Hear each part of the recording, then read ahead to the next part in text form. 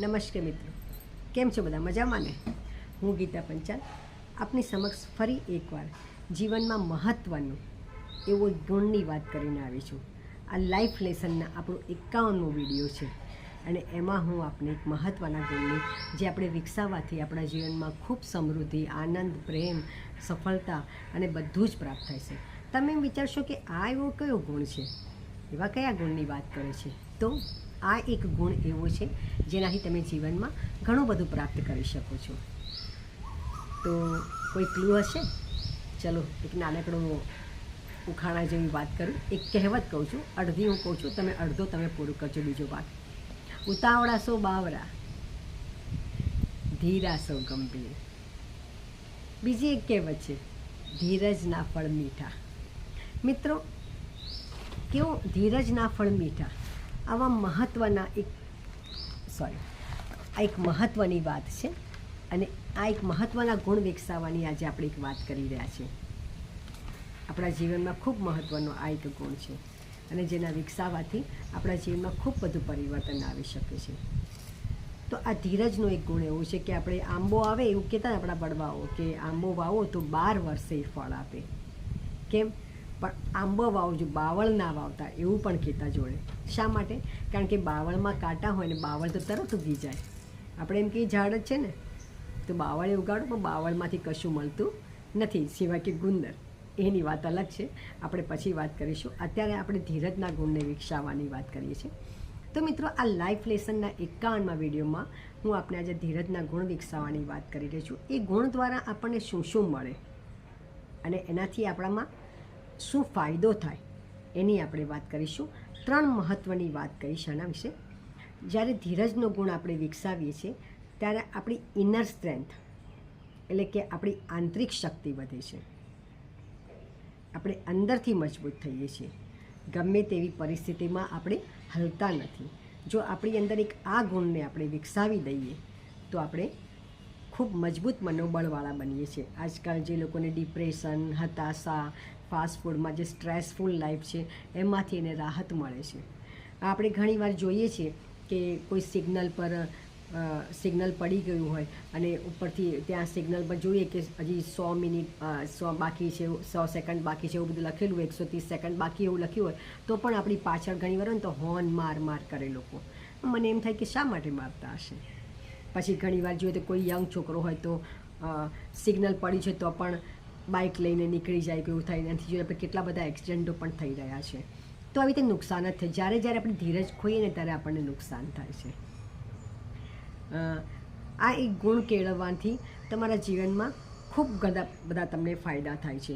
બીજી એક વાત છે કે એનાથી તમે યોગ્ય નિર્ણય લેવાની ક્ષમતા કેળવો છો. તમે સાચા અને યોગ્ય સમયે યોગ્ય નિર્ણય લઈ શકો છો. ઉતાવળા નિર્ણય નથી કરતા. જેમ કે પહેલાં જ વાત કરી, ઉતાવળા સો બાવરા, ધીરા સો ગંભીર.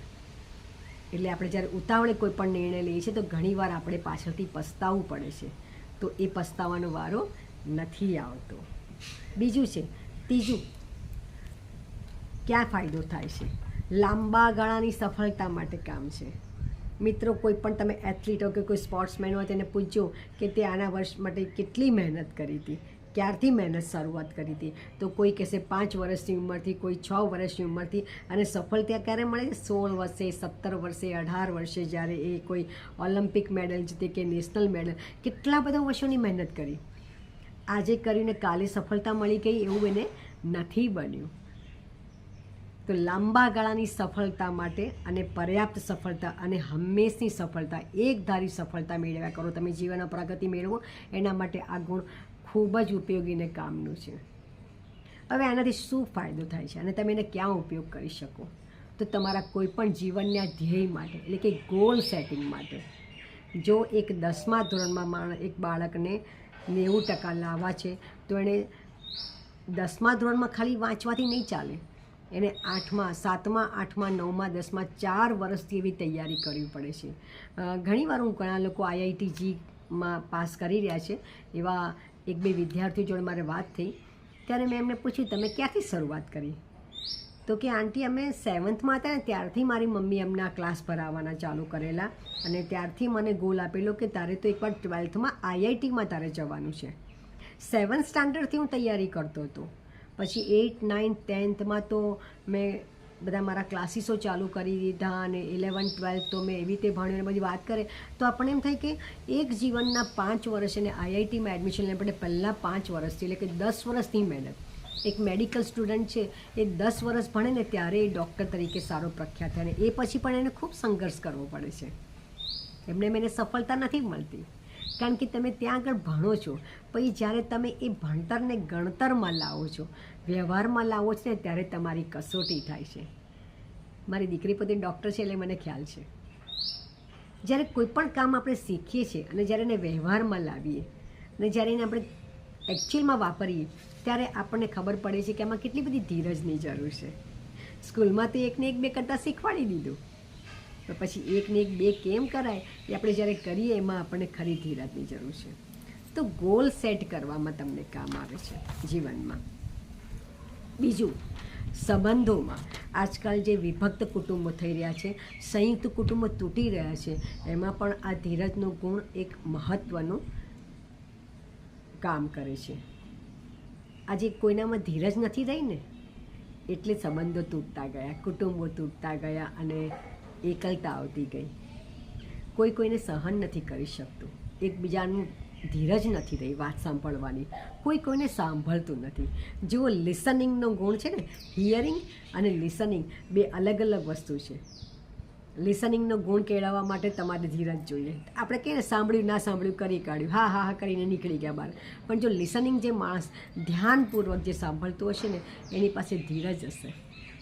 કોઈને ધ્યાનપૂર્વક સાંભળવા ને એના માટે પણ ધીરજ જોઈએ. મિત્રો, આજે જ્યારે તમે મારો આ વિડીયો જોઈ રહ્યા છો ને તો તમારે પણ ધીરજનો ગુણ કેળવાતો હશે કે હવે આ મેમ શું કહી રહ્યા છે અને ગીતાબેન હવે શું કહેવાના છે. તો મિત્રો, શું કામ કરીશું? આપણા પર્સનલ ડેવલપમેન્ટ માટે પણ ખૂબ કામ આવે છે. મારી પોતાની સફળતા માટે, મારા પોતાના ગ્રોથ માટે, મારા પોતાના કામ માટે. જો મારે શરીર ઉતારવું હશે, મારો હેલ્થનો ઇસ્યુ છે, મારું વજન વધી ગયું છે એવું મને લાગતું હશે તો મારે ડાયટિંગ, કોઈ હમણાં કે 15 દિવસમાં 7 કિલો વજન ઉતારવું, એ બધું નથી કામ કરતું. રોજ 1 કલાક એક્સરસાઇઝ કરવી પડશે. ફૂડનું ડાયટની આપણે સિસ્ટમ બદલવી પડશે. ફાસ્ટ ફૂડ બંધ કરવું પડશે. તેલ, ઘી, ચરબીવાળા ખોરાક ઓછા કરવા પડશે. ચીઝ છોડવું પડશે. આ બધું છોડવા માટે આપણને ધીરજ જોઈશે. આપણા મન આકુળ વ્યાકુળ ના થાય એનું ધ્યાન રાખવું પડશે. તો મિત્રો, આ ગુણ કેળવવાથી તમને જુઓ ને બધે જ તમને ફાયદા થવાના છે. કોઈ એક પણ જગ્યાએ નુકસાન નહીં થાય. અને આપણે તો નુકસાનીનું કામ તો કોઈ જ કરતા જ નથી, આપણે ફાયદાના કામ જ કરીએ છીએ. અને લાઈફ લેસનમાં પણ આપણે ફાયદાની વાતો જ શીખવાડીએ છીએ કે આપણા જીવનમાં કેમ ખુશી આવે, કેમ આનંદ આવે, કેમ પ્રસન્નતા રહે. જો ધીરજ હશે ને તો આપણને કોઈ નહીં હલાવી શકે, પણ ધીરજ નહીં રાખીએ ને તો બધા આવીને ધક્કો મારી જશે. તો મિત્રો, આ એક ગુણને અપનાવજો અને આ ગુણ જોડે કામ કરજો. અને મને ચોક્કસ કહેજો તમને આ મારું કામ કેવું લાગ્યું અને આ વિડીયો કેવો લાગ્યો એ જણાવજો. અને એક વાત બીજી છે કે આ ગુણ ખાલી કેળવવાની વાત કરી, પણ આ ગુણ મારી અંદર કેળવાય એના માટે હું શું કરીશ તો એક નાનકડી ટિપ્સ આપીને જઈશ. હું દરેક કામને કેમ કરવાનું એની વાત કરું છું. તો આજે મને ખાતરી છે કે તમે બધા એક હવે તમારું લખવા માંડ્યા હશો તમારા નોટમાં અને તમે વિચારવા હશો તમારા પોતાની જાતના ગ્રોથ માટે. તો મિત્રો, શું કરીશું આપણે? એક નોટમાં લખીશું, 2 પાના સામસામે રાખી દઈશું અને એમાં લખીશું કે એકમાં કે મેં ધીરજ જ્યારે ખોઈ ત્યારે તેનું શું પરિણામ આવ્યું. એવા કેવા પ્રસંગો છે જ્યારે મેં ધીરજ ખોઈ હતી અને મને એનું પરિણામ શું મળ્યું, અને એવા કયા પ્રસંગો છે જ્યારે મેં જીવનમાં ધીરજ રાખી છે અને ત્યારે મેં શું મેળવ્યું છે. અને બંનેનો સરવાળો કરજો, બંને ધ્યાનથી વાંચજો. કોઈ 5 એવા પ્રસંગ ધીરજ ખોવાના અને 5 પ્રસંગો ધીરજ રાખીને કરેલા, એવા આપણે આ જીવન છે, આપણા જીવનમાં ઘણા એવા પ્રસંગો બની ગયા હશે.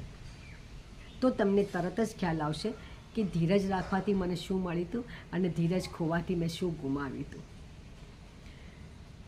શું મેળવ્યું અને શું ગુમાવ્યું. આ 2 વસ્તુ વિશે આપણે બરાબર ક્લિયર થઈ જઈશું ને તો આપણે જીવનમાં ક્યારેય ધીરજ નહીં ખોઈએ અને આપણે હંમેશા ધીરજ કેળવવાના પ્રસંગોમાં કાં તો હંમેશા આપણી જાતની ધીરજ કેળવી શકે એ ગુણને વિકસાવવા માટે આપણે કામ કરીશું. તો મિત્રો ફરી એકવાર મળીશું નવા વિડીયો સાથે. જો આપને આ મારો વિડીયો ગમ્યો હોય તો વધુને વધુ લોકો જોડે શેર કરજો, લાઈક કરજો અને સબસ્ક્રાઈબ કરજો. ખૂબ જરૂરી છે આજના જીવનમાં આ ધીરજનો ગુણ કેળવવાનું, કારણ કે જ્યારે ધીરજ ખોઈએ છે ને ત્યારે ઘણા બધા નુકસાન થાય છે. તો ત્યાં સુધી મિત્રો જોતા રહેજો, મળતા રહીશું ફરી એકવાર. ખુશ રહો, આનંદમાં રહો અને પ્રસન્ન રહો. જો આજે 3 વસ્તુ એક જ વાતની કરી છે, પણ ખુશ, આનંદ અને પ્રસન્નતા ત્રણેયના અલગ અર્થ થાય છે. એના વિશે હું ફરી વાત કરીશ. ત્યાં સુધી નમસ્કાર, નમસ્કાર, નમસ્કાર.